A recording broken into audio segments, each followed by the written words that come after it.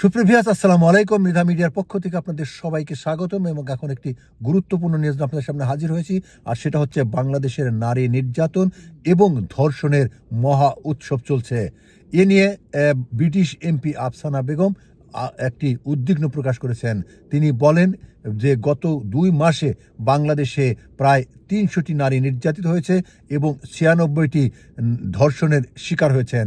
এই উদ্বিগ্ন থেকে তিনি বলছেন যে সবাইকে সচেতন থাকতে হবে এবং সরকারকেও প্রশাসনিকভাবে আরও সঠিক সিদ্ধান্ত দিতে হবে। শুনুন তার মুখ থেকেই তিনি এই উদ্বিগ্ন কিভাবে প্রকাশ করেছেন। Everywhere we know around the world, women are facing injustice and inequality. It's something that I face myself in politics as well.